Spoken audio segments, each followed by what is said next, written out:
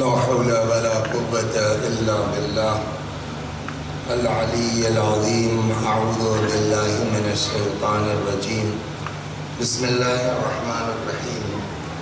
الحمد لله رب العالمين بارئ الخلائق أجمعين باعث الأنبياء والمرسلين، والصلاة والسلام والتحية والإكرام على البشير النذير والسراج المنير سيدنا ونبينا وشفيعنا إن شاء الله أبي القاسم محمد.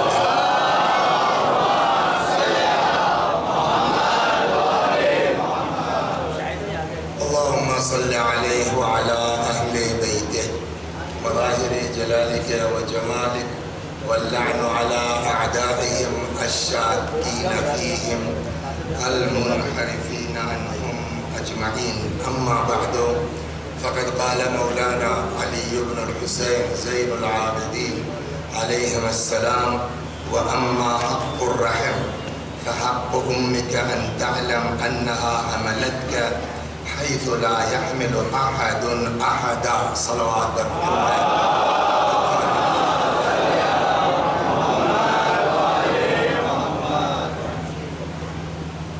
ہماری گفتگو چل رہی ہے ہمارے اور آپ کے چوتھے امام زین العابدین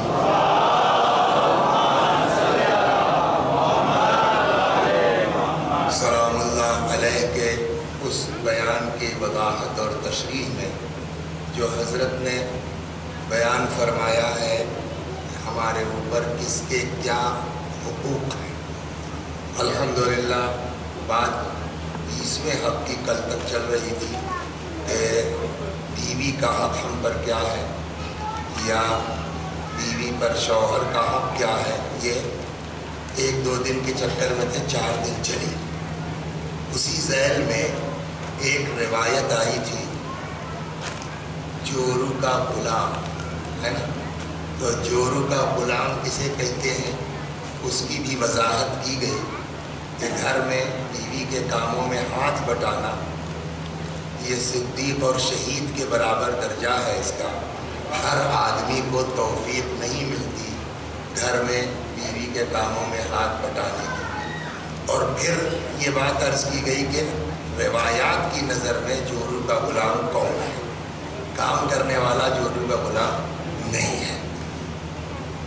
اسی میں ایک روایت آئی تھی کہ اگر لوگ 15 کام کرنے لگیں گے، اس میں آپ تھے نہیں، 4 دن اس پر بہت تفصیل سے بات ہوئی، تو اس میں ایک روایت یہ آئی تھی اگر یاد ہو آپ کو کہ اگر ہم پیغمبر نے فرمایا تھا اگر ہماری امت میں یہ 15 کام ہونے لگیں گے تو پھر ان کے اوپر بلا نازل ہونا یقینی ہے. من جملہ ان کے روایت تھی کہ جب انسان بیوی کی اطاعت کرنے لگے اور ماں کی نافرمانی کرنے لگے. یہ بات آئی تھی نا.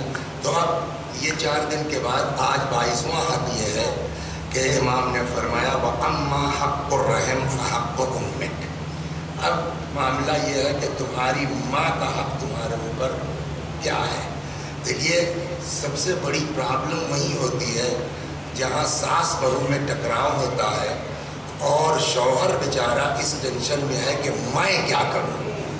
سب سے بڑی پرابلم جو ہے مردوں کے ساتھ ہے کہ ایک طرف ماں ہے، قرآن کہتا ہے اف نہ کرو، ایک طرف یہ ہے اس کے حقوق بھی اپنی جگہ ہے. تو اب آج جو ہے میرے خیال میں نے سوچا کہ کیا کروں، تو ہم نے کہا نہیں اسی ترتیب سے آگے بڑھتے ہیں. بیوی کے بعد ماں کا ذکر کرتے ہیں، پھر اگلے سال ماں باپ ملا کر کے بات ہوگی انشاءاللہ. صلوات محمد.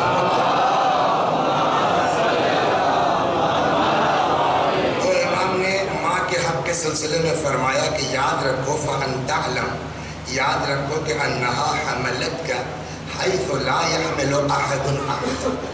ماں وہ ہے جس نے تمہارا بوجھ اس طرح اٹھایا کہ جس طرح کوئی کسی کا بوجھ دنیا میں نہیں اٹھا سکتا. ایک بزرگوار نے اسی سلسلے میں فرمایا تھا، ایک دن بات آئی تھی کہ اگر سمجھنا چاہتے ہو ماں کیا ہے تو کچھ نہیں، 2 اینٹیں 2 گمہ پیٹ پہ باندھ کے رات بھر صحیح سے سو جاؤ، سمجھ میں آ جائے گا کہ ماں کی حیثیت کیا ہے اور اس نے تمہارے ساتھ کیا کیا ہے. چنانچہ فرماتے ہیں وَأَطْعَمَتْكَ مِنْ ثَمَرَةِ قَلْبِهَا، یاد رکھو ماں نے تم کو، دیکھیے آپ ہماری چائے جتنی خاطرداری کر دیجئے، سمجھ گئے آپ، کوئی بیچارہ سگریٹ لا کے دے رہا ہے، کوئی سیب لا کے دے رہا ہے، کوئی بیچارہ پستہ کاجو جتنی چاہیے کر دیجئے، لیکن جو غذا ماں نے دے دی ہے نا وہ کوئی کسی کو نہیں دے سکتا۔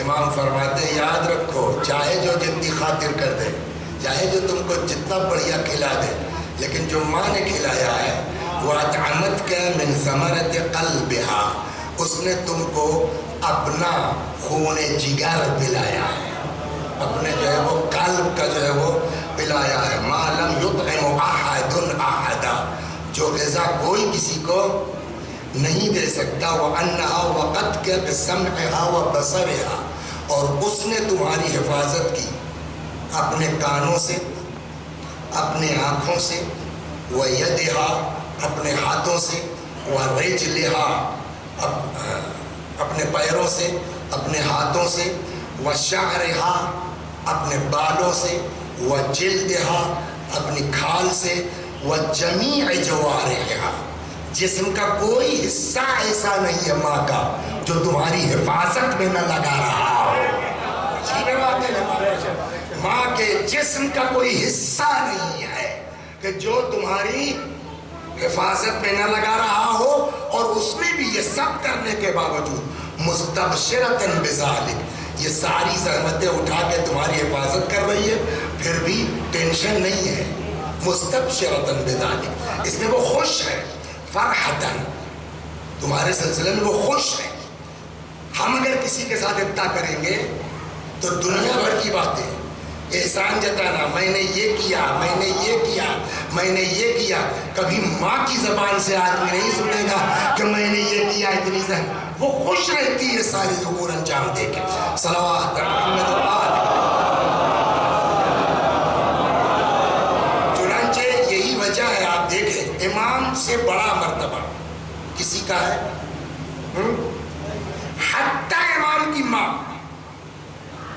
ایک سوال ہے، امام حسن حسین کو چھوڑ کے، اس لیے کہ وہاں ہمارے پاس روایت موجود ہے کہ وَأَبُوهُمَا خَيْرٌ مِّنْهُمَا، ان کے ماں باپ ان سے بھی بڑھ کے ہیں، تو امام حسن حسین کو چھوڑ کے جناب فاطمہ کا تو کوئی مقابلہ ہی نہیں کسی، بقیہ اماموں میں آئیے، امام خدا کی طرف سے ولی خدا ہے، معصوم ہے، حتیٰ حق امامت کو ماں پر بھی استعمال کر سکتا ہے، تو امام سے بڑھ کر کے تو نہیں ہے کوئی، لیکن جب ماں کی بات آتی ہے عملی طور پر تو روایت ہے امام زین العابدین علیہ السلام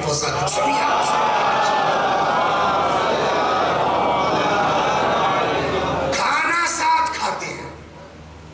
میری سمجھ میں آتا ہے، ایک صاحب کا میسج تھا کہ ملاقات ہو نہ ہو یہی کہہ دیں، روایت کہتی ہے کہ اگر آدمی، ایک شخص آیا رسول اللہ کی بارگاہ میں، عفواً یہ موضوع سے ہٹ کے ایک صاحب کو سنا رہا ہوں، سن لے بیچارے، دکھ گئی نظر ان پر پڑ گئی تھی، جواب ان کا دے۔ چھٹے امام کے پاس ایک آدمی آیا تو امام نے کہا بھئی سنا ہے تمہارے یہاں بیٹا ہوا؟ اس نے کہا جی مولا۔ حضرت نے فرمایا کہ کیا نام رکھا ہے؟ اس نے کہا محمد۔ روایت کہتی ہے امام نے یہاں ہاتھ رکھا اور جھکتے چلے گئے، محمد محمد محمد، اور فرمایا تو ایک نام محمد، دو لٹا ہوا قافلہ جب ابن زیاد کے دربار میں پہنچا ہے اور وہاں شمر نے تعارف شروع کیا، یہ فلاں ہے، یہ فلاں ہے، یہ فلاں ہے، چوتھے امام تک بات آئی تو اس نے کہا ہاذا علی ابن الحسین، یہ حسین کے بیٹے علی ہیں۔ وہ کہتا کیا علی کو قتل نہیں کیا گیا کربلا میں؟ یعنی یہ نبی علی اکبر۔ تو امام نے فرمایا کان علی اخ یقال له علی ابن الحسین، میرا ایک بھائی تھا اس کا بھی نام علی تھا۔ اتنا ان سب کو دشمنی تھی نا مولا سے کہ وہ کہتا کتنے علی نام کے ہیں تمہارے گھر میں، جس کو دیکھو علی، جس کو دیکھو علی۔ حضرت نے فرمایا سن، میرے باپ حسین کو اپنے باپ علی سے اتنی محبت تھی کہ اگر اللہ حسین کو 100 بیٹے دیتا، حسین سب کا نام علی رکھتے ہیں، ہے نا؟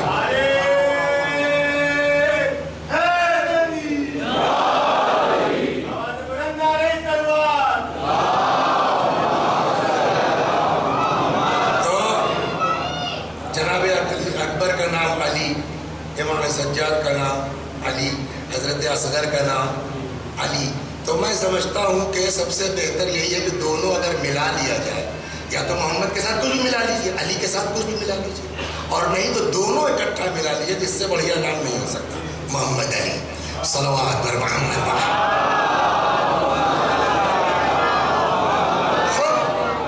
تو اب روایت یہ کہتی ہے کہ امام سجاد علیہ السلام گھر میں کھانا سب لوگ مل کے ایک ساتھ کھاتے تھے، تو ماں بھی ہوتی تھی، لیکن جو ہے وہ کبھی بھی صلوات پر محمد وعلی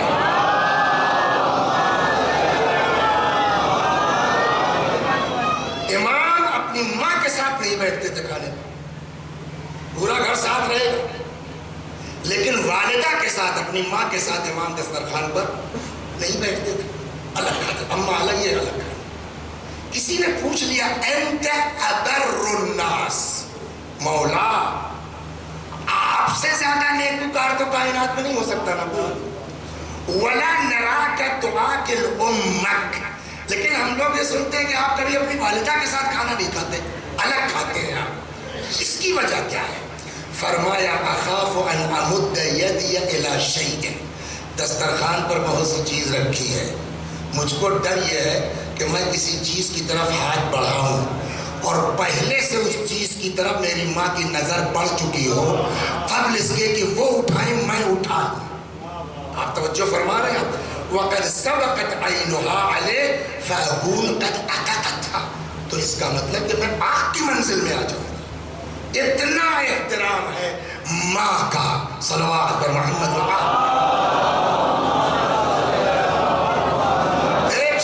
دیکھیں وہی ہے کہ ہم لوگ دو چار کچھ کر لیتے ہیں، ماشاءاللہ بھائی اللہ آپ نے بہت کیا آپ نے والدہ کے ساتھ. کیا بہت کیا؟ کیا کیا بہت آپ نے؟ کہنے صاحب بہت یہ کیا کہ اب تو وہ بول نہیں سکتی، اب تو وہ چل نہیں سکتی، اب تو اپنی بات بھی نہیں کہہ پاتی. ایسا ہوتا ہے نا، بزرگ جب ہو جاتے ہیں تو میں صاحب جو ہے وہ یہ کرتا ہوں، میں یہ کرتا ہوں، میں جواب دے سکتے ہیں نا. اس کا جواب کیا ہے؟ جتنی مجبوریوں کا تصور ہم آپ ایک ماں کے ساتھ یا باپ کے ساتھ بزرگ کے ساتھ کر سکتے ہیں، ان ساری مجبوریوں سے اللہ نے ہمیں بچپنے میں گزارا ہے. اب جو بھی ہم کریں گے ماں ہمارے ساتھ پہلے کر چکی ہے، تم کیا حق ادا کرو گے؟ صلوات پر محمد.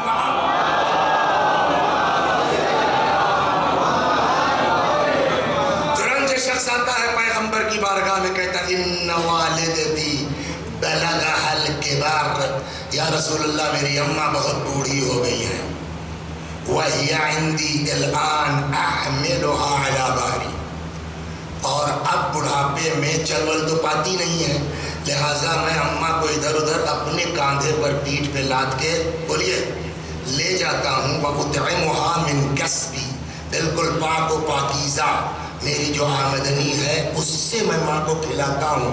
وَأُمِيطُ عَنْهَا الْأَذَى بِيَدِي، خود لگا رہتا ہوں خدمت میں، اپنے ہاتھ سے ان کی ہر پرابلم سالو کرتا ہوں. وَأَصْرِفُ عَنْهَا مَعَ ذَلِكَ وَجْهِي اسْتِحْيَاءً مِنْهَا وَإِعْظَامًا لَهَا، اس کے باوجود جب میں ماں کی خدمت کرتا ہوں تو اپنا چہرہ پھیرے رہتا ہوں غیرت کے طور پر، یا اس بنا پر کہ اماں کو یہ نہ احساس ہو کہ میرا بیٹا بہت زیادہ میرے ساتھ کر رہا ہے. فَحَلْ كَافَأْتُهَا، اتنا سب کرنے کے بعد یا رسول اللہ ماں کا حق ادا کیا میں نے؟ پیغمبر نے فرمایا لا، کچھ کر لے جاؤ، تم حق ادا نہیں کر سکتے.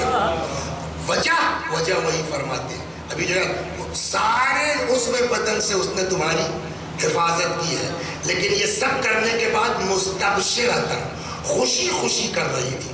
پیغمبر نے کہا تم چاہے جتنا کر لو، ایک فرق ہے تمہارے اور اس میں، وہ جب کر رہی تھی تو خوشی خوشی ایک، اور دو ان ساری زحمتوں کے ساتھ تمہاری زندگی کی تمنا کے ساتھ کر رہی تھی. تم اب جو کر رہے ہو تو اس تمنا کے ساتھ اللہ اماں کی مشکل آسان کر دے. مطلب کیا ہوا؟ وہ کرتی تھی تمہاری حیات کی دعا کے ساتھ، تم کرتے ہو اس کی موت کی خواہش کے ساتھ. کہاں سے ادا ہوگا؟ صلوات محمد.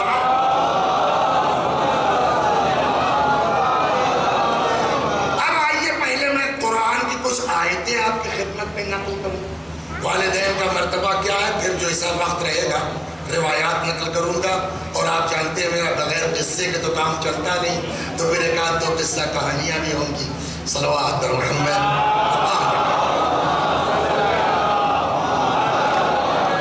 لکھنا چاہے کوئی ان آیتوں کا جو ہے نمبرنگ کر لے، گھر جا کے آپ آرام سے ان ساری آیتوں کو قرآن اٹھا کر کے ایک کے بعد دیگرے پڑھیے. کسی کے پاس اگر تفسیر وفسیر ہے کچھ تو سب ملا کے تو بہت اچھا میٹر آپ کے پاس ہو جائے گا. بخالی آپ یہاں سے آیتوں کی نمبرنگ لے کے چلے جائیے. سورہ مبارک انعام آیت نمبر 151 ارشاد ہوتا ہے قل تعالو، پیغمبر آپ کہیے آؤ، اتلو ما حرم ربکم علیکم، آؤ میں تم کو بتاتا ہوں کہ اللہ نے تمہارے لیے کیا کیا حرام قرار دیا ہے. نمبر 1، اللہ تشرکو بہ شیئا، خبردار کبھی اللہ کا شریک قرار نہ دینا.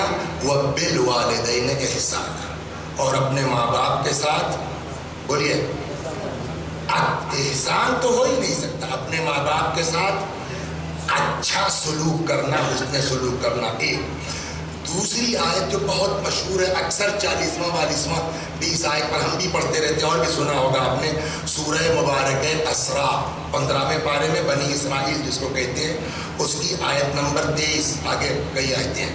ارشاد ہوتا وَقَضَىٰ رَبُّكَ أَلَّا تَعْبُدُوا إِلَّا إِيَّاهُ، تمہارے رب کا فیصلہ یہ ہے کہ تم کسی کی عبادت نہیں کرو گے سوائے بولیے اس کے. وَبِالْوَالِدَيْنِ إِحْسَانًا، اور اپنے ماں باپ کے ساتھ اچھا سلوک کرتے رہو گے. یہ دو آیتیں. تیسری آیت سورہ مبارک لقمان آیت نمبر 13 اور 14 ارشاد ہوتا ہے کہ یاد کرو اس وقت کو، وَإِذْ قَالَ لُقْمَانُ لِابْنِهِ، یاد کرو اس وقت کو کہ جب لقمان اپنے فرزند کو نصیحت کر رہے تھے. وَهُوَ يَعِظُهُ یا بنی لا تشرک باللہ ان الشرک لظلم عظیم، اے بیٹا اللہ کا شریک قرار مت دینا، الشرک سب سے بڑا ظلم ہے. وَوَصَّيْنَا الْإِنسَانَ بِوَالِدَيْهِ إِحْسَانًا، اور ہم نے وصیت کی ہے انسان کو اس کے ماں باپ کے سلسلے میں. ان تینوں آیتوں پہ اگر آپ غور کریں گے تو ایک چیز آپ کو مشترک ملے گی. پہلی آیت میں کیا تھا؟ اللہ تشرکو بہ شیئا وبالوالدین احسانا. دوسری آیت میں کیا تھا؟ اللہ تعبدوا الا ایاہ وبالوالدین احسانا. تیسری میں کیا ہے؟ لا تشرک باللہ ان الشرک لظلم عظیم ووصینا الانسان بوالدہ. مطلب کیا ہوا؟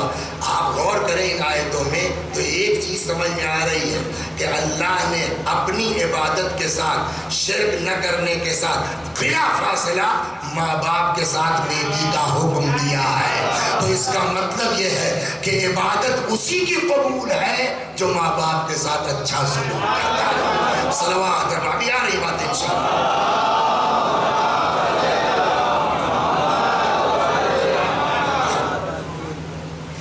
ارشاد ہوتا سورہ بقرہ، ابھی آیتیں چل رہے ہیں، لکھو بھائی بھول جاؤ گے. سورہ بقرہ آیت نمبر 180 کتب علیکم اذا حضر احدکم الموت. اکثر ہو جاتا ہے نا، اللہ سب کو اولاد کے داغ سے محروم اور محفوظ رکھے انشاءاللہ. لیکن کبھی کبھی ہوتا ہے ماں باپ زندہ ہے، بیٹا بیچارہ جو ہے وہ اس کو کینسر ہو گیا، گردہ خراب ہو گیا ماں باپ کی. تو اب قرآن کہتا ہے کہ اگر تم کو یہ فیل ہو کہ میرا بچنا مشکل ہے، میں مر سکتا ہوں، تو وصیت کرو. وصیت کس کے بارے میں؟ نمبر 1 ارشاد ہوتا کتب علیکم اذا حضر احدکم الموت، تمہارے اوپر لکھ دیا گیا ہے لکھ دیا گیا اور کہاں یوز ہوا ہے ذہن میں؟ روزے کے بارے میں کتب علیکم الصیام، تمہارے اوپر روزہ لکھ دیا گیا. تو لکھ دیا کی میننگ وہاں کیا ہے؟ واجب کر دیا ہے. یہاں بعض بزرگ کہتے ہیں کہ واجب کے معنی میں تو نہیں ہو سکتا، بٹ اس کو آپ نہایت تاکیدی مستحب کے معنی میں لے سکتے ہیں کہ تمہارے اوپر لکھ دیا گیا ہے کیا؟ اذا حضر احدکم الموت، جب تم میں کسی کو موت آنے لگے، ان ترک خیرن، اگر کچھ خیر چھوڑ کے جا رہے ہو، کچھ فنڈ ملنے کا چانس ہے، 10-5 لاکھ ملے گا، تو تمہارے لیے ضروری ہے کہ تم وصیت کر کے جاؤ. کس کے لیے؟ نمبر 1 للوالدین. پہلے نمبر پر کس کو وصیت کرو گے؟ بولیے. والدین پر، والاقربین، پھر رشتہ داروں کے لیے بھی کرو. بالحقاً علی المتقین، یہ بات لازم ہے متقیوں کے لیے، یعنی اگر متقی بننا ہے تو ماں باپ کے لیے وصیت کر کے جاؤ. خوب. سورہ مبارکہ بقرہ ہی میں آیت نمبر 215. ہر آدمی کو شوق ہے راہ خدا میں کچھ خرچ کیا جائے. کل بھی بیچاروں نے جو ہے وہ ماشاءاللہ یہاں کھانا وانا کیا ہے نا. آج بھی الحمدللہ، آج کیا ہے؟ الکھچڑا آج بھی ہے. یہ کھانا کرنا چاہیے کہ نہیں کرنا چاہیے؟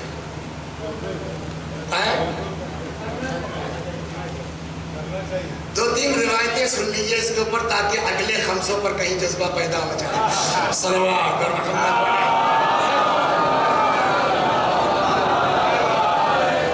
آپ کہیں گے صاحب تو یہ کل کیوں نہیں تم نے بیان کیا، پرسوں کیوں نہیں بیان کیا، پہلے دن کیوں نہیں بیان کیا؟ ہم نے کہا پہلے دن بیان کر دیتے تو پبلک سوچتی اپنی دعوت کے چکر میں پڑ رہا ہے. لہٰذا اب میں ابھی نکل لوں گا، حدیثیں سن لیجئے. سمجھ گئے آپ؟ روایت کہتی ہے خیرکم من اطعم الطعام وافشى السلام وصلى والناس نيام. تم میں سب سے بڑھیا آدمی وہ ہے جو لوگوں کو کھانا کھلائے، سلام واضح طور پہ کرے، نماز پڑھے اس وقت جب پبلک سو رہی ہو. 1 2 روایت کہتی ہے کسی کو پتہ نہیں ہے کہ اللہ کھانا کھلانے والوں کو کیا ثواب دے گا. لا ملک مقرب ولا نبی مرسل، نہ فرشتوں کو پتہ ہے نہ انبیاء کو پتہ ہے، الا اللہ، سوائے اللہ کے کہ کھانا کھلانے والوں کو کیا ثواب ملے گا. 3 ہر آدمی پر کل بھی بات کہی تھی نا، گناہگار ہے، شفاعت کی ضرورت ہے. تو عورت کے لیے بھی ہوگا کہ اس کی بڑھیا شفاعت، اپنے شوہر کو راضی رکھو، یہی تمہارے لیے انف ہے. ہم لوگوں کے لیے کیا ہوگا؟ فرماتے من موجبات مغفرت الرب اطعام الطعام، اللہ کی مغفرت کے اسباب میں سے ایک سبب یہ ہے کسی کو کھانا کھلا دینا. ہو گئی نا. آخری بات، قوت الجسم فی الطعام وقوت الروح فی الاطعام. جسم کی طاقت کھانے میں ہے، روح کی طاقت کھلانے میں ہے. صلوات بر محمد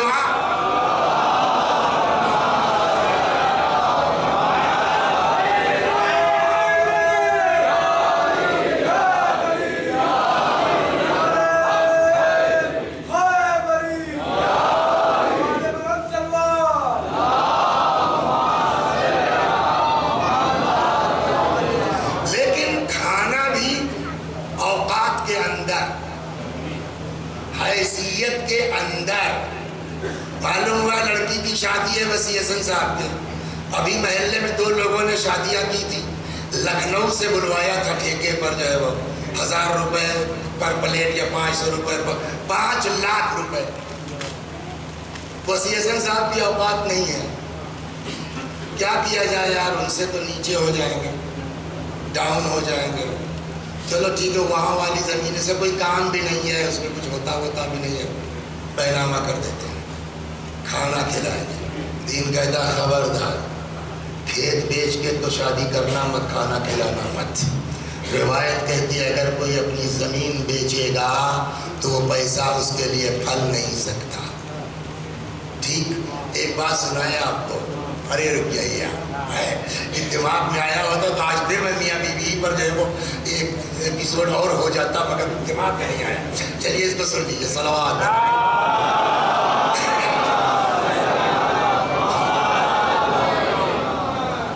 कोई इसमें बता सकता, मैं थोड़ा कंफ्यूज हो रहा हूँ, किसी के सहन में वो खड़ा होकर बता दे, रसूलुल्लाह की जब शादी हुई जनाब खदीजा से तो कितने दिन खाना चला है? खूब ऊंट कटे, है ना, और कई दिन, चलिए अगर कंफर्म नहीं है तो कई दिन खाना चला और ऊंट कटे, ये कटे। क्यों? जनाब खदीजा के पास था, वो खिला रही थी। लेकिन वही खदीजा जिनकी शादी में कई दिन तक पूरे मक्के वालों की दावत हुई, उस खदीजा के एक बेटी है। बोलिए, उस खदीजा के एक बेटी है। रसूलुल्लाह इशारा कर देते ना, भाई हमको अपनी लड़की में वलीमा करना, कौन क्या करेगा, जो हम लोग करते हैं ना, अरे हंगामा हो जाता। नहीं, वही 500 दिरहम 12.5 ऊँटिया में सब हुआ। तो अली खाने का क्या होगा भाई? हजरत ने फरमाया आप जो फरमाइए। का एक काम करो, रोटी का इंतजाम मैं कर देता हूँ। क्या आप सोच सकते हैं कि दोनों मिल के वलीमा अभी आज हो, कसा लड़की लड़के वाले मिल के वलीमा? बताइएगा, इसने भी कंजूसी।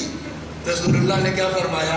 रोटी मेरी तरफ से और रोगन और खजूर आपकी तरफ से ले आइए। कितना आया नहीं मालूम, बहरहाल जो भी रहा हो, मौलाए कायनात के हिस्से में खजूर और रोगन था, ले आए। सहाबा को बिठलाया गया, बैठ करके सहाबियात को, साहब उन लोगों ने अपना बीज निकाला, सब खजूर आ गई, रोगन आ गया। खुद रसूलुल्लाह ने रिवायत कहती है, आस्तीन समेटा, समझ गया, उसको बाकायदा घी उसमें या रोगन जो भी उस जमाने का था, इसीलिए मैंने तर्जुमा नहीं किया, रोगन ही कह दिया, तेल की जो भी, वो उसमें खजूर में वो हलवा बन गया।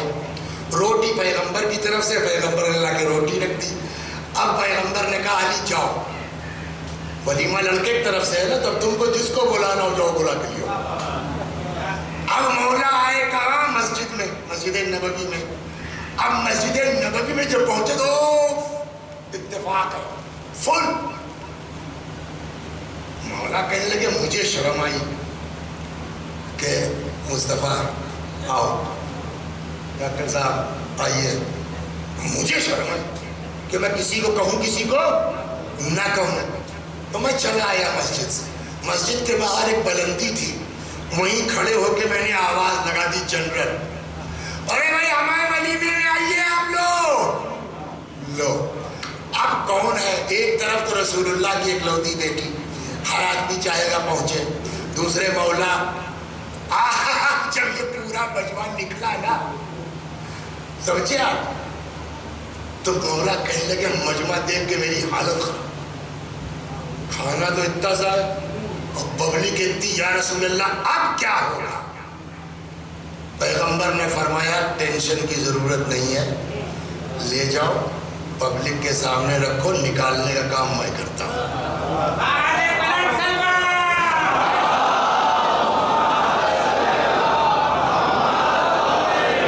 पैगंबर निकाल के देते रहे और मौला और साहबा किराम बेचारे वो ले जा करके दस्तरखान पे लगाते रहे, पब्लिक खाती रही। समझ गया? जितना शुरू में था अब क्या होगा भाई, ये बच गया है। फिर बोला भाई अपने अपने घरों पतीलियाँ लियो, समझ गया? पहले तो अपने घरों में भिजवाया और जहाँ जहाँ कुछ समझ में आया। ये दो चीज़ें एक ही घर की बात है। माँ की शादी में कई दिन चला, बेटी की शादी में इस तरह से, वो भी पार्टनरशिप में। गोया ये दो है तो खिलाओ, नहीं है तो जमीन मत बेचो। और कौम की भी जिम्मेदारी है कि जो मिल गया है उसके हक में दुआ करके चुपचाप खा के जाओ, तब जरा मत करो। सलावत मोहम्मद वाले।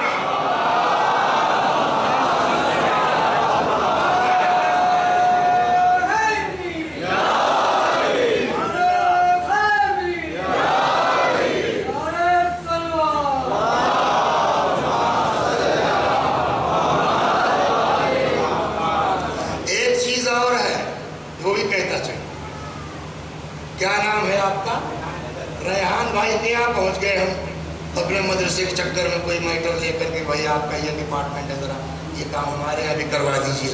अचानक पहुँच गए और 3 दिन से इनकी बीवी कह रही थी भाई वो महीने का सौदा ख़त्म हो गया है, चलो चलो, अच्छा कल चलता हूँ, अच्छा परसों चलता हूँ। वो डेट होता है ना, हर घर में हो जाता है ऐसा, डेट पड़ती रही, मालूम हुआ तब तक वसी हसन साहब पहुँच गए। अपना शक्कर है, चाय की पत्ती है, अभी 1 घंटे बाद जाने वाले थे लाने के लिए, है ही नहीं कुछ। क्या साहब वो गांव से गुड़ आया था, वो 2 डली रखा हुआ है, बकिया में मामला साहब। अब हम लोग क्या करते हैं, पिछले दरवाजे से लड़के को भेजेंगे, चक जरा पैसा चक कह दो, क्या फिर देंगे, अभी इज्जत की बात है। दीन कहता कौन सी बेइज्जती इसमें हो जाएगी। अब दीन कहता अगर कोई तुम्हारे यहाँ बगैर बुलाए पहुंच जाए, टेंशन मत लो, जो है वो हाजिर कर दो, नहीं है खाली पानी पिला दो, उसके लिए उधारवाड़ी के चक्कर में मत पड़ो। लेकिन वही दीन कहता है अगर किसी को मदऊब किया है तो अपनी औकात के मुताबिक तो कुल्ल फल्ला, तो फिर ठीक ठाक इंतजाम करो जब मदऊब किया है। सलवात और मोहम्मद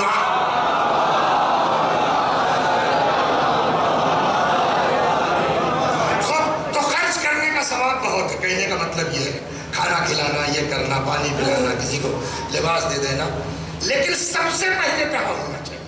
अब आइए सूरह बकरा आयत नंबर 215 लिख चुके हो, बीच में घूम गए थे। सूरह बकरा आयत नंबर 15, पैगंबर से अल्लाह कहता कुल मा अनफक्तुम मिन खैरिन, ए मेरे हबीब इन लोगों को बता दीजिए राह खुदा में, अल्लाह की राह में कुछ काम करना चाहते हो ना, पब्लिक के लिए बाद में करना, फलिल वालिदैन, पहले माँ बाप के लिए।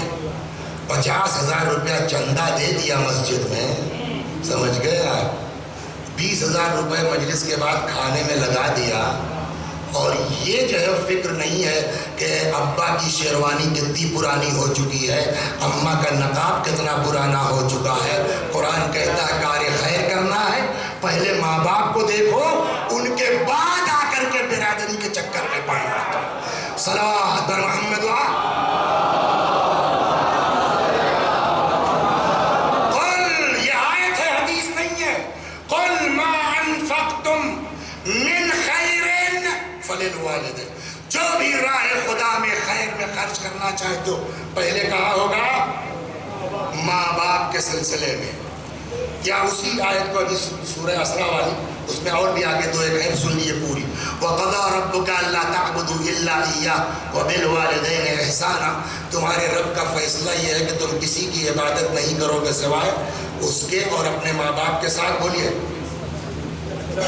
अच्छा सलूक करोगे।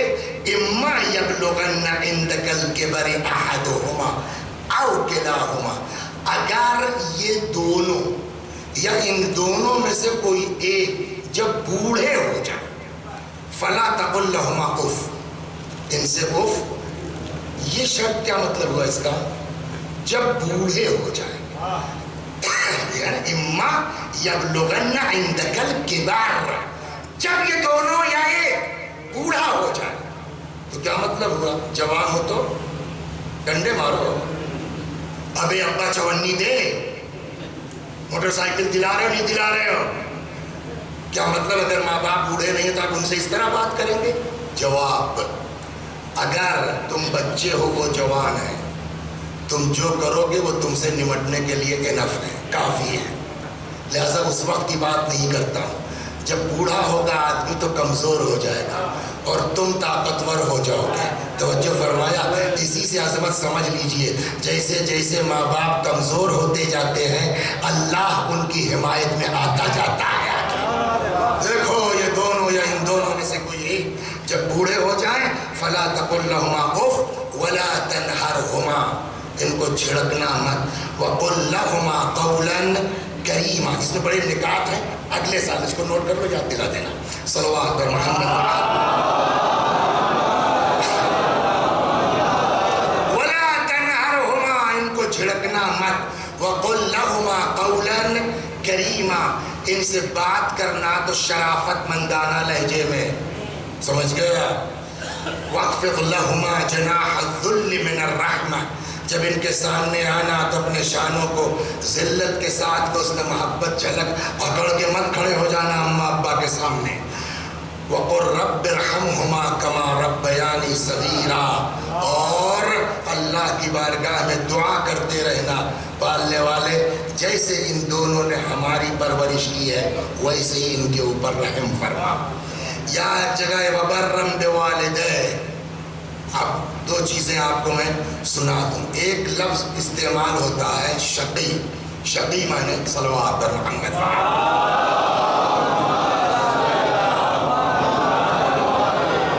شقی بتا سکتے ہیں کہ واٹس میننگ آف شقی؟ دیکھیے ایک شقی ہے اور آپ لوگ اردو بولتے ہیں لیکن اس کی صحیح میننگ ابھی سمجھ میں آ جائے. اور شقی کی سپرلیٹو ڈگری جو ہے کیا ہے؟ اشقا. اشقیا اور اشقا میں فرق ہے. اشقیا یہ جو ہے پلیورل ہے شقی کا، یہ اشقیا پلیورل ہے شقی کا، لیکن اشقا سپرلیٹو ڈگری ہے شقی کی، یعنی گھور شقی. توجہ فرما رہے آپ؟ یہ اشقا کون ہے؟ روایت کہتی ہے پوری دنیا میں دو اشقا ہیں. شقی تو بہت ہے لیکن پوری دنیا میں کتنے اشقا ہیں؟ دو.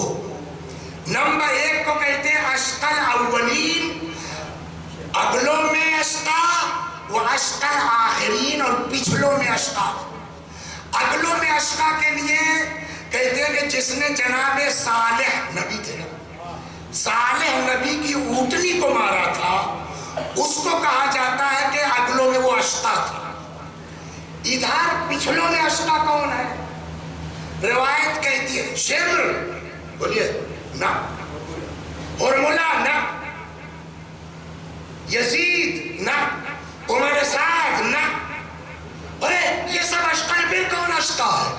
وہ اشقا الآخرین جو روایات کہتی ہے عبد الرحمن ابن ملجم مرادی لعنت اللہ علیہ. تو یہ بعد والوں میں اشقا کون ہے؟ ابن ملجم. بقیہ جو ہے وہ کون ہے؟ شقی ہے. گھور شقی کون ہے؟ ابن ملجم. اب اگر کوئی قرآن کسی کو شقی کہہ دے تو اس کا لیڈر کون ہے شقی کا؟ ابن ملجم ہے نا. قرآن نے شقی کس کو کہا؟ صلوات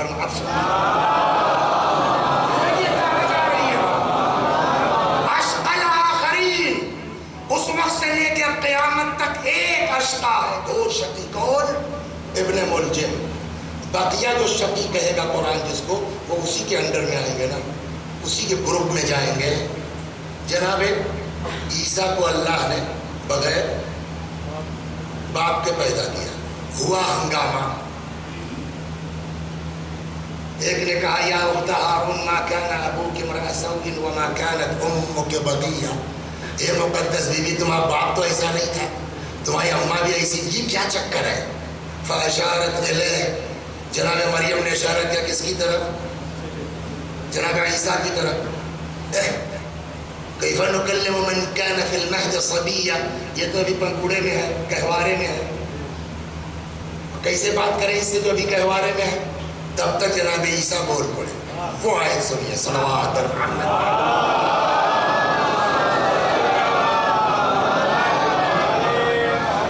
فرماتے انی عبداللہ، میں اللہ کا. بہت سنا ہوا نا. اس کے آخر میں کیا وہ کمال کیا؟ انی عبداللہ، میں اللہ کا بندہ ہوں. آتانی الکتاب، اللہ نے مجھ کو وجعلنی نبیہ، اور اللہ نے مجھ کو نبی بنایا. وبرم بوالدتی، اور اللہ نے مجھ کو حکم دیا ہے ماں کے ساتھ نیکی کرنے کا. ولم یجعلنی جبارا شقیا، اور میرے رب نے نہ مجھ کو جبار بنایا ہے نہ شقی بنایا ہے. اس کا مطلب یہ ہے کہ جو ماں کا خدمت گزار ہے نہ جبار نہ شقی، لیکن اس کا الٹا جو ماں باپ کے خدمت گزار نہیں ہے وہ جبار بھی ہے شقی بھی ہے. اس شقی کی سپرلیٹر وہ کون ہے؟ تو اگر ماں تم سے راضی نہیں ہے تو چھوٹے درجے کے صحیح تم بھی اسی کیٹیگری میں ہو جس میں ابن ملجم. کا بات سمجھ میں نہیں آئی؟ کا بالکل آسان ہے. علی کون ہے؟ اماں صرف تمہاری اماں ہے، ابا صرف تمہارے ابا ہیں، 2 کے 4 کے. اور علی کون ہے؟ پیغمبر نے فرمایا انا وعلی ابوا هذه الامہ، ہم اور علی اس امت کے باپ ہیں. تو جو پوری امت کے باپ کا قاتل ہے وہ اشقا، جو اپنی ماں کا نافرمان ہے وہ شقی. صلوات بر محمد و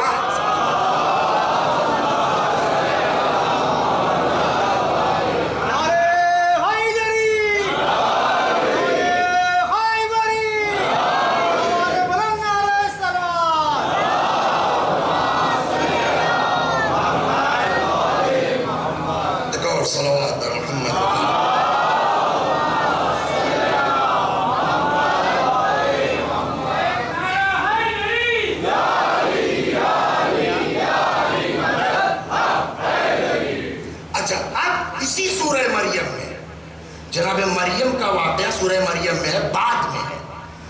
اس سے پہلے اسٹارٹ جہاں سے ہوتا ہے سورہ مریم کاف آیا عین صاد ذکر رحمت ربک عبدہ زکریا. اسٹارٹ کہاں سے ہوتا ہے؟ جناب زکریا سے. زکریا کو کچھ دن تک اولاد نہیں ہوئے، ٹینشن میں آ گئے.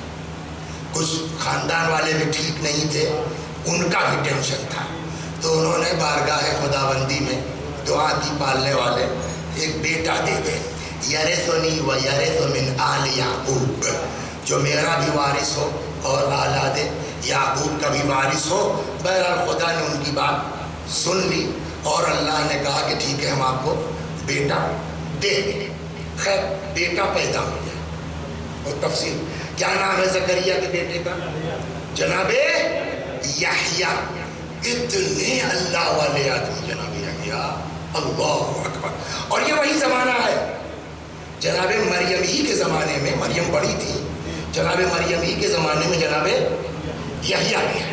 سمجھ گیا؟ اسی زمانے میں جناب عیسیٰ اور یحییٰ گویا کہ ایک ہی زمانہ ہے. جناب یحییٰ اتنا خوف ان کو تھا کہ اکثر مجلس میں بیٹھتے تھے آپ کے جب زکریا کی، اور جناب زکریا کو جہنم یا قیامت کے اوپر کچھ بولنا ہوتا تھا تو پہلے دیکھتے تھے یحییٰ تو نہیں بیٹھے ہیں. اگر یحییٰ نہیں ہوتے تھے تب عذاب اور جہنم کا ذکر کرتے تھے. اتنا ان کو جو ہے وہ خوف تھا جہنم کا. روتے روتے یہ جانتے ہیں اتنا روتے تھے یہ جو ہے وہ اس میں آنسو میں نمک ہوتا ہے نا، یہ زخم ہو گیا تھا خوف الہی میں روتے روتے. تو چنانچہ ان کی والدہ نے وہ کپڑا میں روئی ڈال کر کے سل کر کے یہاں باندھ دیا تھا کہ بھیا روئے بیٹا ہمارا تو اس میں جذب ہو جائے. جناب یحییٰ کی زبان سے اب قرآن نقل کرتا ہے اسی سورے میں جس میں میں نے ابھی نقل کیا کہ یحییٰ کے لیے اللہ کہتا ہے وَبَرًّا بِوَالِدَیْهِ. یحییٰ اپنے ماں باپ کے لیے بڑے نیکوکار تھے. وَلَمْ يَكُنْ جَبَّارًا عَصِيًّا. یحییٰ نہ جبار تھے، وہاں شقی تھا، یہاں عصی مانے گناہگار. نہ جبار تھے نہ گناہگار. اس کا کیا مطلب ہوا کہ ماں باپ کی خبرگیری نہ کرنے والا. جناب عیسیٰ کے جملے کے مطابق وہ شقی ہے، یحییٰ کے مطابق وہ گناہگار ہے. صلوات محمد و آل محمد.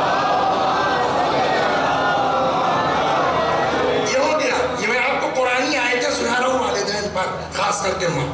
جناب ابراہیم پتہ کتنے بڑے تھے؟ باپ رے باپ. شیخ روایت کہتی ہے کہ جناب ابراہیم جو ہے وہ دعا ہوا پڑھتے تھے نا، ان کے دل کی دھڑکن لوگ سنتے تھے اتنی تیز ہوتی تھی. جناب ابراہیم کا عالم یہ تھا، ایسے عاشق تھے پروردگار کے. ایک آدمی آ کے پڑھنے لگا، سنا ہے نہیں سنا؟ بہت مشہور ہے سبوح قدوس رب الملائکۃ والروح. آئے آئے آئے خلیل بنایا خدا کا. کیا بات ہے بھائی، ایک بار اور پڑھ دو. آدھے جانور دے دوں گا. اس نے پھر پڑھ دیا سبوح قدوس. ایک بار اور پڑھ دو سب لے جاؤ. پوری پراپرٹی جتنے جانور ہیں اس نے پھر پڑھ دیا سبوح قدوس رب الملائکۃ والروح. جناب ابراہیم کے پاس جو ڈنڈا تھا ہکانے کے لیے کہ بھیا یہ لو مبارک ہو میں چلا. کہاں جا رہے ہو ابراہیم؟ کا کوئی کام تو آئے نہیں جا رہا سب تو تم کو دے دیا. اللہ میں کیا کروں گا ان جانوروں کو؟ کیوں؟ کہ میں کوئی آدمی تھوڑی ہوں تمہاری طرح سے مجھ کو اس کی ضرورت ہے. کہ پھر کون؟ کہ میں جبریل ہوں بھائی. تو یہ سب کیا چکر تھا کہ آدمی کی شکل میں آیا تھا آزمانے کہ اللہ کی راہ میں کہاں تک جا سکتے ہیں. وہ ابراہیم جو خدا سے اتنا قریب ہے, جس نے لٹا دیا اپنے بیٹے کے گلے پر خود چھری پھیر دی اور بیٹا بچ گیا, دمبا ذبح ہو گیا, تب بھی خوش نہیں ہوئے کہ چلو کام بھی ہو گیا, بیٹا ہی بچ گیا. پالنے والے کیوں ریجیکٹ کر دیا تو نے؟ نہ وَفَدَيْنَاهُ بِذِبْحٍ عَظِيمٍ. وہ ابراہیم مگر ماں باپ سے غافل نہیں ہے. تو ان کا تو اللہ سے اتنا زیادہ گہرا تعلق ہے, بقیہ سے کیا مطلب. اب آئیے سورہ مبارک یہ ابراہیم آیت نمبر 41. ربنا اغفر لی ولی, تو اکثر لوگ قنوت میں پڑھتے ہیں نا, یہ کس کی دعا ہے؟ جناب ابراہیم کی دعا ہے.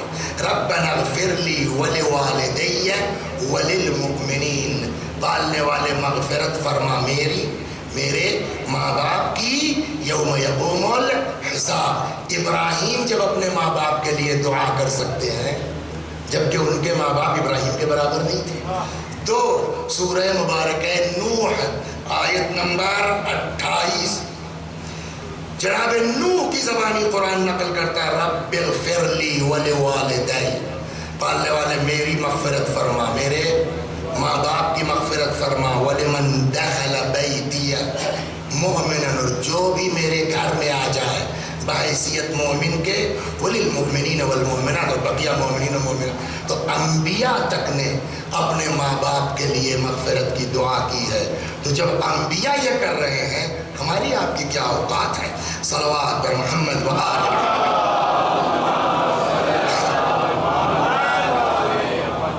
چنانچہ اب آئیے قرآن کہتا ہے سورہ مبارک احقاف آیت نمبر 15. بس یہ لاسٹ, اس کے بعد اسی میں ختم کر. اگلے سال انشاءاللہ والدین کے سلسلے میں ماں باپ کے سلسلے میں روایات کیا ہے وہ انشاءاللہ اگلے سال. وَوَصَّيْنَا الْإِنسَانَ بِوَالِدَيْهِ إِحْسَانًا, ہم نے انسان کو وصیت کی ہے اس کے ماں باپ کے سلسلے میں کہ جہاں تک ہو سکے اچھا سلوک کرتا رہے. اس کے بعد وہی جو امام نے فرمایا تھا وہی جملہ قرآن کہتا ہے حملتہ امہ کرہن ووضعتہ کرہا.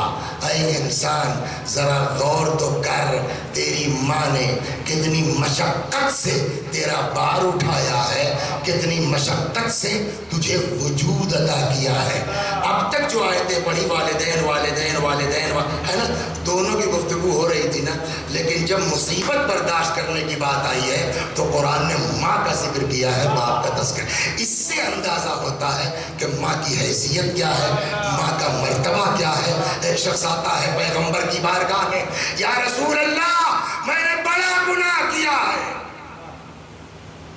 کیا کروں, معاف ہو جاؤں گا؟ فرمایا بالکل. فرمایا جا کے ماں کی خدمت کر. اس نے کہا یا رسول اللہ اماں مر گئی. کہا جا کے باپ کی خدمت کر. چلا گیا.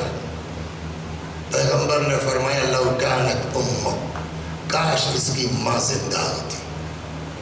ہو گئی بات. اسی طرح کی ایک روایت اور ہے, یا رسول اللہ بڑا گناہ کیا ہے, معاف ہو جاؤں گا. کہا بالکل. کیا کرنا ہوگا؟ کہا ماں کی خدمت کر. مر گئی. کہا باپ کی خدمت کر. کہا ابا بھی مر گئے. اب کیا ہوگا؟ فرمایا جا کے خالہ کی خدمت کر. چلا گیا.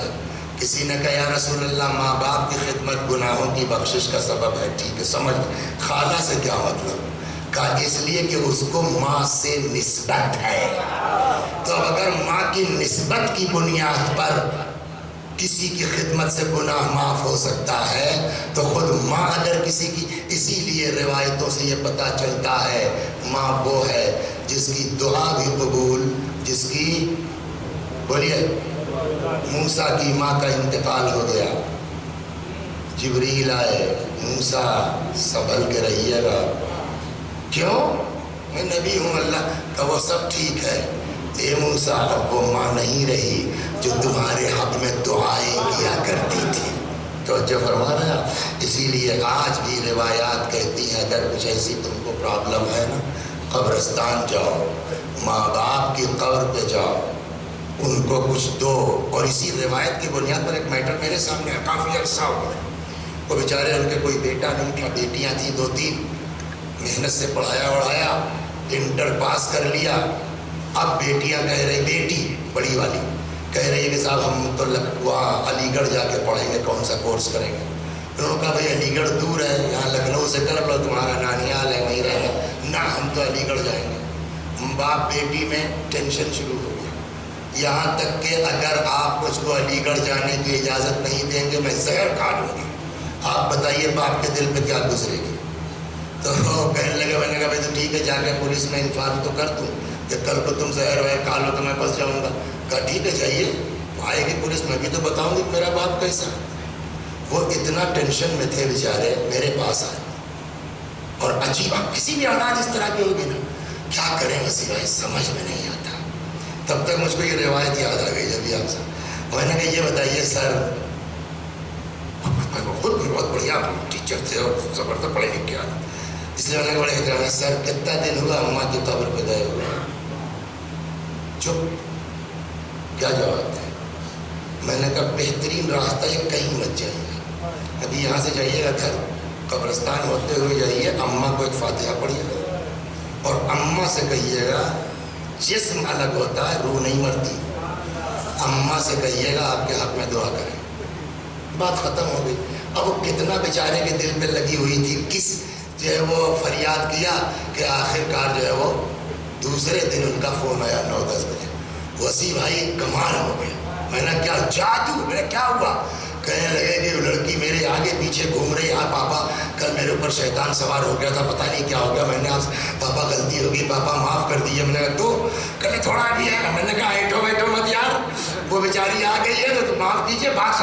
آپ سمجھے ماں کا وجود انسان کے لیے نعمت ہے، جس حالت میں ہے انسان کے لیے، اور اگر اس دنیا سے چلی بھی گئی ہے نا تو خبردار، اور ایک جملہ سن لیجیے، ٹائم جا رہا ہے، اگلے سال تفصیل سے بات ہوگی، کیا نہیں جاتا، آٹو سسٹم ہے، جو رسپانسبلٹیز دین نے ہمارے اوپر ڈالی ہے، اگر ہم وہ پورا نہیں کرتے، ماں باپ کہیں یا نہ کہیں ہم آنکھ ہو جائیں گے، اور آنکھ ہونے کے لیے ان کا زندہ ہونا ضروری نہیں ہے۔ لہذا روایتیں کہتی ہیں میں بھی ماں باپ نے آنکھ کر دیا، سمجھ گئے، مر گئے، لیکن اولاد نے مرنے کے بعد اتنی نیکی کی ان کی طرف سے، اتنی نیکی کی، اتنی نیکی کی، روح خوش ہو گئی ان کی۔ روایت کہتی ہے آنکھ ختم ہو جائے گا۔ جب آٹو سسٹم ہے تو جیسے ہی آپ نے وہ کیا، وہ خود بخود جو ہے وہ دو زندگی بھر تو بڑا خیال کیا، بہت، کوئی کسر نہیں چھوڑی، سوئیوں بھی، 40واں بھی، لیکن آج 10 برس ہو گیا اماں کو مرے ہوئے، پھر پلٹ کے نہیں دیکھا اماں کس حال میں ہے۔ روایت کہتی ہے کہ مرنے کے بعد بھی اولاد آنکھ ہو سکتی ہے۔ کیا کریں مولانا صاحب، ہم یہاں بھوپال میں پڑھے، اماں ہماری کانپور میں دفن، ہم یہاں ہیں صاحب، اماں ہماری ودیشا میں ہے، سروس کی وقت ایسی ہے، روزانہ جا نہیں سکتے ہیں۔ میں نے کہا اول تو کوشش کیجئے۔ روایت کہتی ہے کہ ماں باپ کی قبر پر جاؤ، سمجھ گئے، کفا بالموت واعظا، بہترین واعظ موت ہے۔ قبرستان جاؤ، بیٹھو، غور کرو، یہ میرے باپ کی قبر ہے، یہ میری ماں کی قبر ہے، یہ کیا لے کے گئے کہ ہم کیا لے کے جائیں گے، لیکن نہیں صاحب آپ جو ہے وہ چھوڑ کے چلے آئے، 1000 کلومیٹر دور ہے، جاب ہے، نہیں جا سکتے ہیں، اب کیا کریں؟ کئی سال سوال جہاں سے چاہو ہو سکتا ہے، چاہے جہاں سے کرو۔ مثلا آپ اس مجلس میں آئے ہیں تو مجلس میں آئے ہیں تو مجلس والے تو تبرک دے دیں گے آپ کو، وہ کھا لیجیے آپ، لیکن کیا خالی تبرک کے چکر میں آدمی آتا ہے؟ اپنی زبان پر بھی ہم لوگوں کو کنٹرول رکھنا، ہمیں کھانا کر دو مجمع بڑھ جائے گا، یہ کیا توہین ہم کرتے ہیں؟ ہو سکتا 2 آدمی بھی اگر اس میں ایسے ہیں کہ جن کو کھانے سے مطلب نہیں، واقعاً ذکر حسین سننے آتے ہیں، ہمارا یہ جملہ ان کی اہانت ہے، کل کو پڑھ جائیں گے ہم، لہذا اس سب جملے پر ہم کو پرہیز کرنا چاہیے۔ ثواب بھی تو ملتا ہے، مجلس میں آپ ڈیلی آ رہے ہیں تو بسکٹ تو مل گیا، رکھ لیا آپ نے، لیکن معنوی ثواب ملے گا نہیں ملے گا؟ کچھ نہیں کرنا ہے تم کو، یہی امام باڑے سے نکل رہے ہو، ایک کام تو اللہ نے توفیق دی کہ میں روز ایک فاتحہ پڑھوا دیتا ہوں تاکہ اماں ابا خوش ہو جائیں کہ صاحب میرا بچہ آج مجلس میں گیا تھا، وہاں سے ہم کو یہ بھیجا، یہ ایک سبب یہ ہو۔ آپ بھی ایک جب پالنے والے اس مجلس میں گیا تھا میں، اگر مجھ کو اس میں سے کوئی ثواب ملا 1/3 میری اماں کو، اس میں سے 1/3 میرے ابا کو۔ مرحوم علامہ طباطبائی رحمت اللہ علیہ رضوان اللہ علیہ کا نام سنا ہے؟ زبردست تفسیر کی کتاب ہے ان کی، 20 جلدوں میں، بنام آل میزان، ہمارے استاد نے درس میں نقل فرمایا۔ وہ ادھر کے کہیں تبریز کی طرف پہ تھے، رہتے تھے قم میں، 1000 کلومیٹر، بمبئی بھوپال سے زیادہ، بمبئی لکھنؤ اتنا فاصلہ ہوگا۔ ایک دن گاؤں سے ان کے بھائی کا فون آیا، خط آیا، 50 سال پہلے یہی تھا نا لیٹری، ابا کو ہم نے خواب میں دیکھا، ابا کو آپ سے شکایت یہ ہے کہ میرے بیٹے محمد حسین نے، اللہ تو نا محمد حسین نے اتنی بڑھیا تفسیر لکھی مگر میرا حق نہیں دیا۔ انشاءاللہ اگلے سال بات ہوگی کہ تمہارے پاس جو کچھ ہے، امام نے فرمایا یاد رکھو ان اباک اصل النعمت، ان ساری نعمتوں کی جڑ اور بنیاد باپ ہے نا، وہ نہ ہوتا تو تم بھی نہ ہوتے نا، تو جو کچھ ہو، اتنی بڑھیا تفسیر لکھی، میرا حق نہیں دیا۔ یہ بھائی نے خط لکھا، علامہ طباطبائی نے پڑھا، اسی وقت نیت کی پالنے والے، میری اس تفسیر کے مجھے تو نہیں پتا کیا ملنا ہے، اب اس سے لگتا ہے کچھ ہے ثواب، تو جو بھی ہے 1/3 میرے والد کا، بات ختم، ان کی نیت سے کوئی آگاہ نہیں۔ کچھ دنوں کے بعد پھر بھائی کا خط آیا، میں نے پھر ابا کو خواب میں دیکھا ہے، فرماتے ہیں اب محمد حسین نے میرا حق دے دیا ہے۔ تو ایک بہترین طریقہ روزانہ کر سکتے ہیں آپ، صبح کو مصلی سے اٹھنے لگے، ایک بار سورہ حمد تو پڑھ دیں، یا اللہ میری ماں نے میری بہت خدمت کی ہے، یا اللہ میرے باپ نے بہت کیا ہے، لیکن اس کا مطلب یہ نہیں کہ بھول جائیں، وقت ملے تو جائیے، قبرستان بھی جائیے، ماں باپ کی قبر پر روایات کہتی ہیں یہ مانوس ہوتے ہیں، یہ خوش ہوتے ہیں، چلنے لگتا ہے آدمی تو کہتے ہیں بیٹا بیٹھ جاؤ کچھ دیر، تمہارے آنے سے مجھ کو بڑی راحت ہو گئی ہے، توجہ فرمایا۔ اور آخری جملہ یہ بتایا انشاءاللہ پھر بعد میں کہ ان کی دعا بھی قبول ہے، ان کی بد دعا بھی قبول ہے، لہذا انسان کوشش کرے ماں باپ کی دعا لے، ماں باپ کی بولیے بد دعا سے ہم کو بچنا چاہیے۔ بس چند جملے مصائب کے اور ختم دعا۔ شب جمعہ ہے، شب زیارت امام حسین علیہ السلام۔ دیکھیے ماں کیا ہے، آج تک ماں تڑپ رہی ہے، آج تک۔ دو جملے اور ختم دعا۔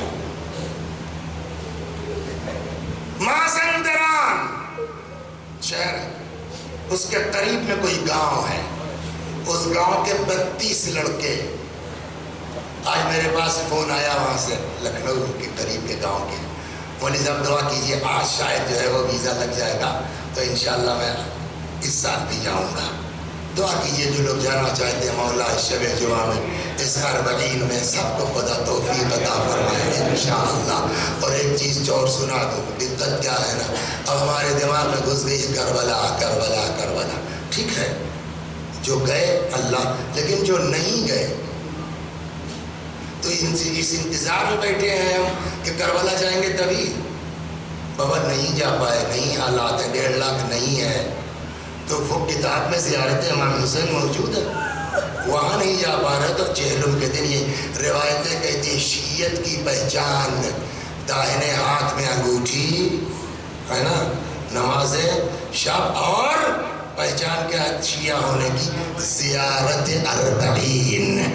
جو لوگ کربلا گئے ہیں مولا ان کے جانے کو قبول کرے، جو نہیں گئے ہیں نہیں جا سکتے ہیں، اور آپ سے میں گزارش کرتا ہوں کہ جو 10 بجے کا اعلان کیا ہے نا، کچھ اس طرح سیٹ کیجئے کہ مجلس سے پہلے یا مجلس کے بعد یہاں زیارت اربعین ہو، انشاءاللہ ہوتی ہوگی، لیکن میں کہتا ہوں تو مجھ کو بھی تھوڑا ثواب مل جائے گا۔ صلوات بر محمد پھر سنیے روایت ہے زیارت اربعین شیعت کی علامت ہے، پہچان ہے۔ عاشور کی طرح تو روایت نہیں ہے اربعین کے لیے، عاشور میں تو صاف صاف ہے کہ اگر آدمی اس دن کوئی کام کرے گا، مزدوری لے گا، اس کے لیے وہ بابرکت نہیں ہو سکتی، یہ روایت موجود۔ اربعین کے لیے اس طرح کی روایت نہیں ہے، لیکن اگر ممکن ہے عاشور کی طرح ہم آپ اس دن کام بند کر سکتے ہیں، چھٹی لے سکتے ہیں، تو اربعین حسینی میں چھٹی لے کے امام کی عزاداری میں اللہ ہم سب کو توفیق دے انشاءاللہ۔ اربعین، اللہ اللہ اللہ اربعین۔ امام نے فرمایا شیعت کی علامت ہے زیارت اربعین۔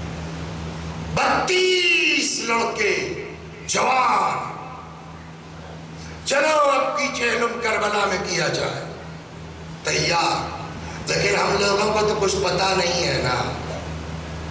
کوئی ایسا آدمی مل جاتا جو جاتا رہتا ہے تو اس کو سلیقہ معلوم ہے کہاں کیا ہے کیسے، تو معلوم ہوا بغل کے گاؤں سے ہر سال جاتے ہیں عباس بھائی، ملا عباس چاوش۔ پرانے زمانے میں جب لوگ پیدل زیارت کے لیے جاتے تھے تو سفر کٹنے کے لیے ہوتا یہ تھا کہ ایک آدمی چھوٹا سا علم کاندھے پر رکھ کے آگے آگے کچھ شعر پڑھتا تھا، یہ بھی تو ہر کے دار دھاوا سے کرب و بلا بسم اللہ، اس ٹائپ کے شعر۔ تو یہ جو اس شعر کو پڑھتے تھے نا تو اس کو کہتے تھے چاوشی پڑھنا، تو جو یہ پڑھتا تھا اس کا نام پڑ جاتا تھا چاوش، جسے ہمارے کہتے صاحب بیاس ہے نا، نوحہ خواہ، تو ویسے ہی تو نام تو ان کا عباس ہے، لیکن یہ تھے تو نام ہو گیا ان کا عباس چاوش۔ عباس بھائی ہر سال جاتے، چلو بات کرتے آئے، عباس بھائی کیا ہے، کربلا جاؤ، مولا کو کہا نہیں صاحب آپ کے ساتھ جانا چاہتے ہیں، آپ ہر سال جاتے ہیں نا، آپ کی سارا خرچہ ہمارے ذمے، آپ ساتھ رہیے۔ کہا بیٹا جاتا ہوں ہر سال، لیکن اس سال تھوڑی کچھ پرابلم ہے، نہیں بولیے کیا دقت ہے۔ جو بھی پرابلم تھی ان کی بچوں نے مل کے سالو کیا، چل پڑے، ہر کے دار دھاوا سے کرب و بلا بسم اللہ۔ اے میرے مولا آقا خدا بحق حسین، یا اللہ اس مجلس میں مرد و عورت جتنے ہیں، پروردگارہ ہم سب کو اس امام مظلوم کی زیارت نصیب فرما، اس منحوس بیماری کا خاتمہ فرما، تاکہ آسانی سے مومنین تیرے حسین کی زیارت کر سکیں۔ اللہ اللہ، چل پڑے، دن بھر چلتے تھے، شام کو رک جاتے تھے، پھر دن میں چلتے تھے، پھر رک جاتے، یہاں تک کہ آخری دن اتفاق سے آج والا دن تھا، جمعرات کا دن، شام مغرب کے آس پاس سے کچھ پہلے نہیں معلوم، جو مقام تھا وہاں پہنچ گئے، کہا آرام کرو، کل اپنا دن میں چلیں گے، 2-4 گھنٹہ سفر کریں گے، پہنچ جائیں گے۔ اتنے میں اندھیرا ہوا، دور سے روشنی دکھائی دی، ملا عباس کا عجب دماغ کام کر گیا، اے بچوں آؤ صاحب اکٹھا کر، وہ دیکھ رہے ہو سامنے روشنی، کہاں معلوم ہے کہاں کی ہے، کہ جی کہ وہی روضہ امام حسین کی روشنی بہت دور سے دکھائی دے رہی ہے۔ آج کون سی شب ہے بچوں؟ شب جمعہ، کہ شب جمعہ کی زیارت کی فضیلت ہی اور ہے۔ تھک تو گئے ہو تم لوگ، لیکن اگر ہمت کرو نا تو 2-4 گھنٹہ سفر کرو گے، پہنچ جاؤ گے آدھی رات تک کربلا۔ شب جمعہ کی فضیلت مل جائے گی. پتہ نہیں اگلی جمعرات تک کون رہے کون نہ رہے. سب عاشق حسین بسم اللہ چل پڑے. نصف شب کے قریب کربلا پہنچ گئے. مسافر خانے میں سامان پھینکا کہ چلو پہلے شب جمعہ سحر ہونے کے پہلے صبح ہونے کے پہلے زیارت کر لیں پھر آئیں گے دن میں اطمینان سے آداب و غسل کے ساتھ. کربلا حرم میں پہنچے. جو لوگ گئے ہیں انہوں نے دیکھا ہے یہ ایک زری کا نقشہ ہے. اس میں کتنے کونے ہیں؟ 4. 1 2 ایسے ہی 2 پیچھے 4. جہاں بھی زری لگی ہے اس میں کتنے کونے ہیں؟ 4. لیکن امام حسین کی قبر کو قبر شش گوشہ کہتے ہیں. 6 کونا ہے. امام حسین کی قبر میں 4 کونے نہیں ہیں. کتنے ہیں؟ 6. کیوں؟ اس لیے یوں قبر آ رہی ہے اس سے چوڑی آ کر کے پھر یہاں پتلی ہو گئی پھر یوں آ کر کے یہ اس طرح بنتا 6. یہ کیوں ہے ایسا؟ کہ یہ اس لیے کہ یہ تو ہے امام حسین کی قبر, سینے پر ہے جناب علی اصغر, اور یہ پائتی امام حسین کے علی اکبر علیہ السلام کی قبر مبارک. آپ سوچئے زبان زبان کا بھی اثر ہوتا ہے. 1300 سال کے بعد میرے جیسا آدمی بھی قصہ شروع کیا ہے, آپ کی آوازیں بلند ہونے لگی ہیں. آپ ذرا سوچئے سحر کا وقت, قبر علی اکبر, 32 لڑکے سب کے سب جوان, کیا عالم ہوا ہوگا. زیارت ہوئی. زیارت کے بعد یہ ہوا کہ اب چلو تھوڑا سا ماتم بھی کر لیا جائے. تو کسی لڑکے نے کہا عباس بھائی جب اپنے گاؤں میں مجلس ہوتی ہے وہ والا نوحہ آپ پڑھتے ہیں, بڑی رقت اس میں ہوتی ہے, تو وہی انہوں نے کہا جی نہیں میں کسی کی فرمائش نہیں سنوں گا. تب کا بیاس کھولتا ہوں, جو نوحہ نکلے گا وہ پڑھوں گا. کھولا, اتفاق علی اکبر کے حال کا نوحہ نکل آیا. اب آپ سوچئے کیا منظر رہا ہوگا. علی اکبر کی قبر, اکبر کے حال کا نوحہ, سحر وقت کا بھی اثر پڑتا. سحر کا وقت سب کے سب خوب جم کے گریا ہوا, ماتم ہوا, نوحہ ہوا. نوحہ تمام ہوا, بیاس بند کی. چلو تھوڑا سا آرام کر لو, کل دن میں آئیں گے تب آداب و غسل کے ساتھ زیارت کریں گے. شیخ عباس چاوش کہتے ہیں میں آیا وہاں مسافر خانہ جہاں تھے, آنکھ لگی, اسی خواب کے عالم میں دیکھتا ہوں کوئی دروازہ کھٹکھٹا رہا. میں نے اٹھ کے دروازہ کھولا. جی فرمائیے.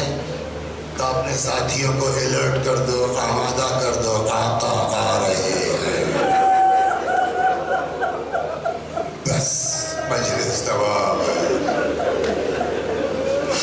اپنے ساتھیوں کو الرٹ کر دو, آقا آ رہے ہیں.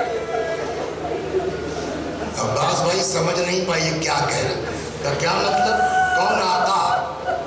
اس نے کہا ہے بھیا وہی جن کی محبت میں رات کو رات نہیں سمجھا, چل پڑے تم لوگ تھکان کے باوجود آئے, یعنی میرا مولا آقا امام حسین. ہاں کب بتاؤ بھیا وہ کہاں ہیں, وہ کیوں آئیں گے, ہم دوڑتے ہیں نا.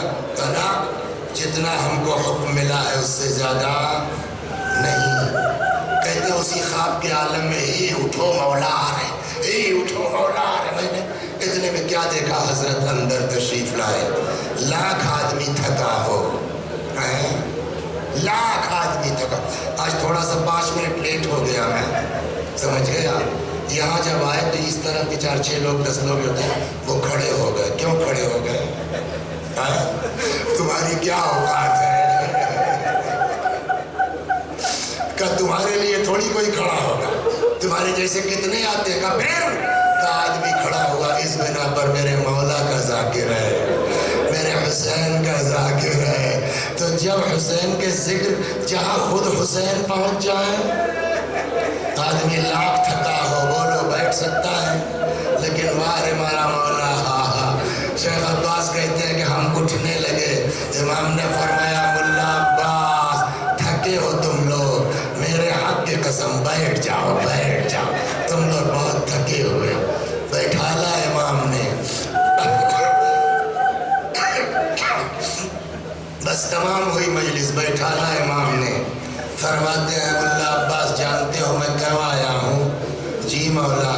فرمائیے کیوں؟ فرماتے ہیں 3 چیزیں سبب ہوئی ہیں جس کی وجہ سے میں آج یہاں آیا ہوں، اور یہ بات اور بھی روایات سے بھی یہ بات ثابت ہے، آپ کو پتہ چلے یا نہ چلے، آپ کو اندازہ ہو یا نہ ہو، مگر روایتیں کہتی ہیں امام حضرت عباس یہ لوگ اپنے ظاہروں کا استقبال کرتے ہیں۔ کبھی کبھی اس طرح کے خواب دکھ جاتا ہے تو پتہ چل جاتا ہے۔ اللہ اکبر۔ جانتے ہو 3 چیزیں سبب ہوئی ہیں جس کی وجہ سے میں آیا ہوں۔ جی مولا کیا کا؟ نمبر 1، جو ہماری زیارت کو آتا ہے ہم اس سے ملنے کے لیے ضرور آتے ہیں، 1۔ 2، کبھی بھی کسی کو اس کی غربت کی وجہ سے، اس کے پیشے کی وجہ سے حقیر مت سمجھیے، کمزور مت، پتہ نہیں کس کا کیا مرتبہ امام کی بارگاہ میں ہے۔ فرماتے ہیں جب تمہارے یہاں امام گاؤں میں مجلس ہوتی ہے، ایک آدمی وہاں کونے میں بیٹھ کے امام باڑے میں جو مومنین آتے ہیں ان کی چپلیں ٹھیک کرتا ہے، جانتے ہو اس کو؟ جی مولا۔ لہذا ایک جملہ رک کے کہہ دوں اپنے بچوں سے، یہ مت دیکھو کس کی مجلس ہے، یہ مت دیکھو کون سی انجمن ہے، ذکر حسین میں تم سے جو ہو سکے نا بغیر کہیں پہنچ جاؤ، اسی امام باڑے میں ہو رہی ہے نا، صاف کر سکتے ہو صاف کر دو، ان سے تم سے کیا مطلب ہے، وہ جس کے لیے کر رہے وہ دیکھ رہا ہے۔ جانتے ہو ایک آدمی ہے جو دروازے پر بیٹھ کے وہاں امام باڑے پر جو مومنین آتے ہیں ان کی جوتیاں ٹھیک کرتا ہے۔ ہاں مولا پہچانتا ہوں اس کو میرے گاؤں کا۔ اب جب واپس جانا گاؤں تو اس کو میرا سلام کہہ دینا، سمجھے آپ؟ حسین کے خدمت گزاروں کا کتنا مرتبہ ہے۔ 3 اور مجلس تمام۔ اے ملا عباس ایک بات اور تم سے گزارش ہے، کیا کہ اب جب کبھی میری قبر پہ آنا جو چاہو پڑھو ہم منع نہیں کرتے، لیکن ایک چیز کا خیال رکھنا۔ کیا مولا؟ کہ اگر شب جمعہ ہونا تو اکبر کے حال کا نوحہ مت پڑھنا۔ مولا مجھ سے کچھ غلطی ہو گئی، کچھ غلط پڑھتا نہیں، کہ پھر مولا کیوں کہہ رہے گا؟ اس لیے کہ شب جمعہ میری دکھیاری ماں میری قبر پر ہوتی ہے، ان سے اکبر کے مصائب نہیں۔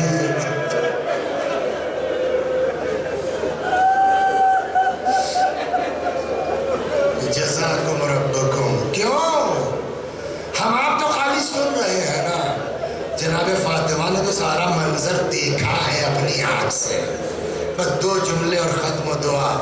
جب اکبر گر پڑے گھوڑے سے، فرمایا یا ابتا علیک من السلام، بابا میرا سلام قبول کر لیجئے۔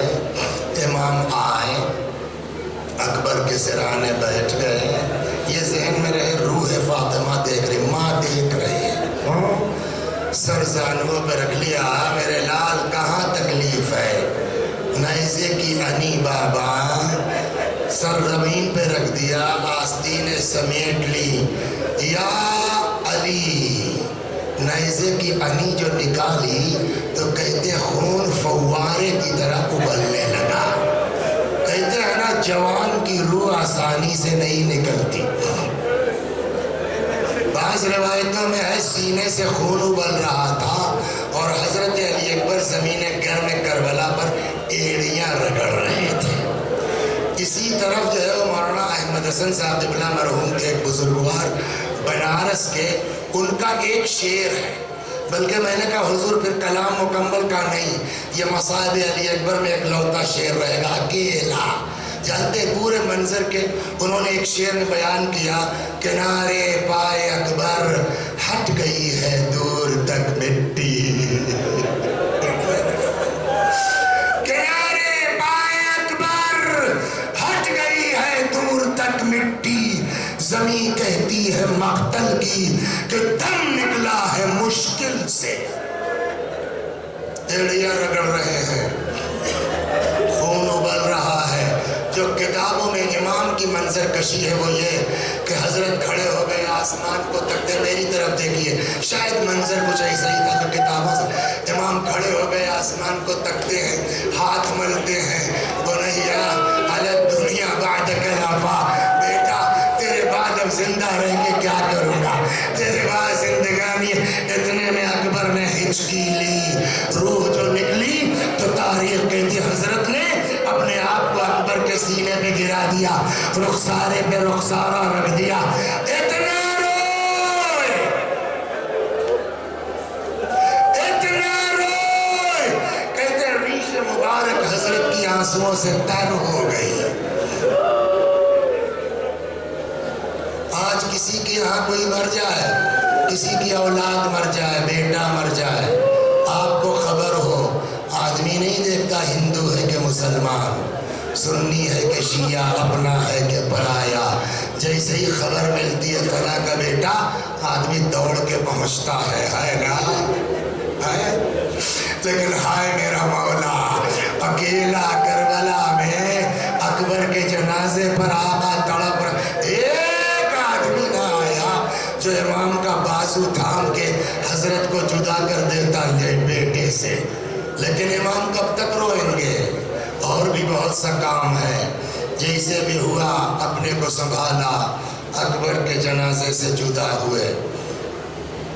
صاحبان اولاد حیات، ان حادثات میں یوں بھی باپ کی طاقت غائب ہو جاتی ہے نا، جائے کہ باپ 3 دن کا بھوکا بھی ہو، 3 دن کا پیاسا بھی ہو، آپ بتائیے 18 برس کا کڑیل جوان، اس کی لاش 57 سال کا بھوکا اور پیاسا باپ، آسان ہے لاش کو اٹھا کے لے جانا اکیلے؟